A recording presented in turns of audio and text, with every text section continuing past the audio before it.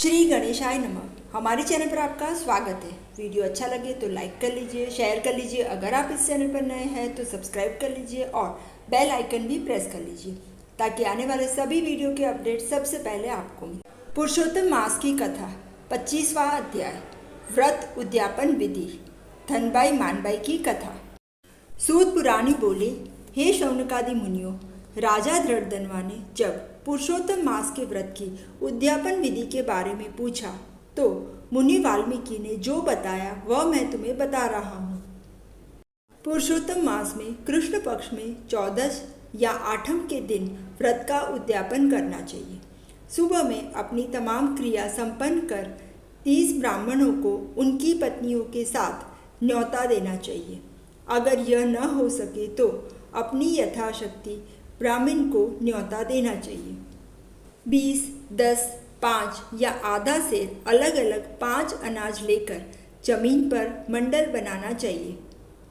यह मंडल के ऊपर सोने, चांदी, तांबा या मिट्टी के बिना छिद्र वाले 4 कलश की स्थापना करनी चाहिए। कलश की फल, फूल, चंदन से पूजा करनी होगी। बाद में वासुदेव, बलभद्र, प्रद्युम्न, अनिरुद्ध आदि 4 देवों को प्रस्थापित करें। 4 ब्राह्मण के पास पूजा करानी चाहिए। उन्हें भोजन, कपड़ा और दक्षिणा देनी चाहिए। चारों दिशा में दिया रखते हुए पत्नी के साथ भगवान पुरुषोत्तम जी की पूजा करनी चाहिए। साथ साथ वासुदेवाय स्वाहा मंत्र से तिल का होम करना चाहिए। आप जब होम में प्रवृत्त हो तब बोलो, हे पुरुषोत्तम प्रभु जी, मेरा अर्घ्य स्वीकार करो, मैं आपको प्रणाम करता हूँ। इस तरह की प्रार्थना और प्रभु का ध्यान धरना होगा। बाद में पूजा कराने वाले ब्राह्मण को सोना सहित कुछ पात्रदान देना चाहिए। आपकी दक्षिणा से उसे संतोष होना चाहिए। बाद में न्योता में आए ब्राह्मणों को भोजन और दक्षिणा दोनों देना जरूरी है। दान में बछड़े सहित गाय का दान श्रेष्ठ है। यह सब समाप्त होने पर प्रभु से क्षमा मांगनी चाहिए। जो कुछ खाना बाकी बचा है वह गाय और कुत्ते को देना है। व्रत रखने वाले आखिरी दिन सारी रात जागरण रखें, भगवान का कीर्तन करें और प्रभु जी की मूर्ति को नदी में बहा दें। जो लोग श्रद्धा भक्ति से व्रत करते हैं वह वैकुंठवासी होते हैं। इति श्री बृहदनारदीय पुराण के पुरुषोत्तम महात्म्य का व्रत उद्यापन विधि नामक 25वां अध्याय संपूर्ण। अब पुरुषोत्तम मास की पावन कथा सुनेंगे। धनबाई मनबाई की कथा। धारा नगरी में राजा भोज राज करते थे।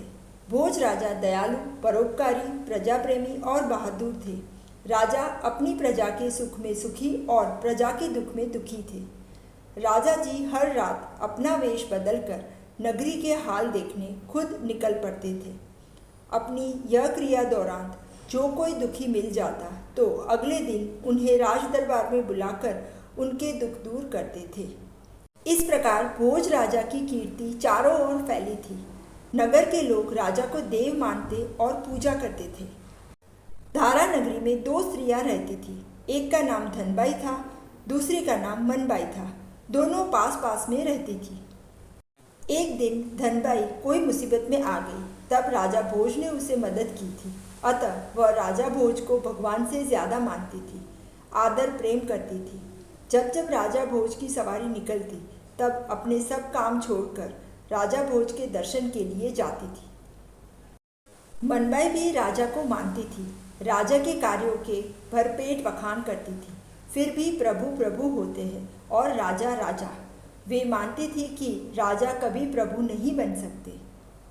दोनों धार्मिक थी, अच्छे कार्यों में सदा अपना सहयोग देती थी। यदि कोई दुखियारी नजर आए तो सहाय करने में भी कभी मुंह नहीं मोड़ती। इस दौरान धारा नगरी में अधिक मास का आगमन हुआ। दोनों ने भगवान पुरुषोत्तम जी का व्रत शुरू किया। दोनों ने नदी स्नान, कांठा गौर का पूजन, कथा श्रवण और दान दक्षिणा देना शुरू किया। रोज सुबह नदी स्नान के बाद धनबाई सूर्य को नमस्कार करते बोलती, हे भगवान पुरुषोत्तम, फलजो भोज भूपाल। जबकि मनबाई बोलती, फलजो नंद गोपाल। इस तरह दोनों सूर्य के सामने स्नान दौरान अलग अलग प्रार्थनाएं करती थी। धनबाई मानती थी कि भगवान को खुश करने के लिए जप तप करना पड़ता है और प्रभु सुने भी और न भी सुने, जबकि राजा जी तुरंत प्रसन्न हो जाते हैं। वह हाजिर होने की वजह से तुरंत फल मिलता है। ऐसा रोज होता था।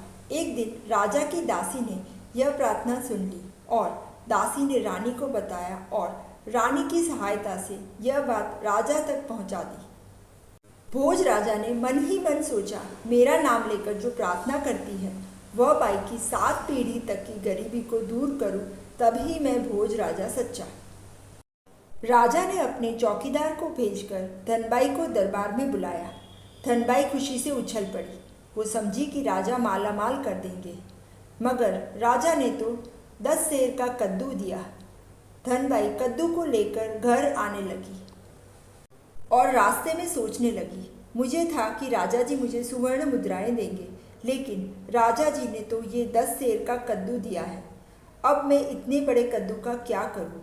वह सीधी सब्जी भाजी बेचने वाले के वहां गई और 8 आने के भाव में वह कद्दू उसे बेच दिया और मन में एक धुएं के साथ घर आ गई। इस तरफ पुरुषोत्तम मास समाप्त होते ही मनबाई ने ब्राह्मणों को भोजन देना सोचा और सब्जी लेने बाजार में गई। तब उसकी नज़र कद्दू पर पड़ी। उसने 12 आने देकर वह कद्दू खरीद लिया। बाद में अन्य सामान के साथ घर आ गई। घर जाकर जब कद्दू को काटा तो उसमें से सुवर्ण मुद्राएं बाहर आने लगी। देखते ही देखते सुवर्ण मुद्राओं का ढेर उसके सामने लग गया।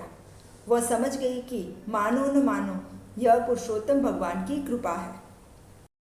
उसने प्रसन्न होकर पूरे गांव के सभी ब्राह्मणों को भोजन का न्योता दे दिया। सभी मनबाई का जयघोष करने लगे। राजा के जासूस ने यह सुना और यह बात राजा तक पहुंचाई। राजा ने सोचा कि धनबाई का जयघोष होना चाहिए, लेकिन मनबाई का जयघोष क्यों हो रहा है? राजा ने धनबाई को अपने दरबार में बुलाकर पूछा कि तुमने उस कद्दू का क्या किया? तो उसने बताया कि यह बहुत बड़ा कद्दू था जो मेरे किसी काम का नहीं था, इसीलिए मैंने उसे सब्जी वाले को बेच दिया। राजा ने मनबाई को भी अपने दरबार में बुलाया। मनबाई ने बताया कि महाराज, मैंने भगवान पुरुषोत्तम जी का व्रत रखा था और ब्राह्मणों को न्योता दिया था, इसीलिए सब्जी मंडी से मैं कद्दू लेकर आई थी और जब मैंने कद्दू को काटा तो कद्दू चमत्कारी निकला, उसमें से सुवर्ण मुद्राएं निकली, इसीलिए मैंने पूरे गांव के सभी ब्राह्मणों को भोजन का न्योता दिया। राजा ने मनबाई से पूछा, अगर कद्दू में से इतनी सारी सुवर्ण मुद्राएं निकली तो तुम्हें यह सब्जी बेचने वाले को वापस करनी चाहिए। तब मनबाई ने बताया, राजन, वह सुवर्ण मुद्राएं अगर सब्जी वाले की होती तो क्या वह मुझे अपना कद्दू 12 आने में बेचता? मनबाई की बात सुनते ही राजा सोचने लगा कि एक आदमी किसी को चाहे कितना भी देना चाहता हो, मगर भगवान की इच्छा हो तो ही उसे मिलता है। राजा ने मनबाई, धनबाई और सभी प्रजाजनों को बताया कि मेरी पूजा भक्ति नहीं, मगर परम कृपालु परमात्मा की पूजा भक्ति करनी चाहिए, वही आपका कल्याण मार्ग है। बोलो श्री पुरुषोत्तम भगवान की जय। पुरुषोत्तम भगवान जैसे मनबाई पर प्रसन्न हुए, वैसे ही आपका व्रत करने वाले, कथा कहने और सुनने वाले सब पर प्रसन्न रहिए। जय श्री कृष्ण।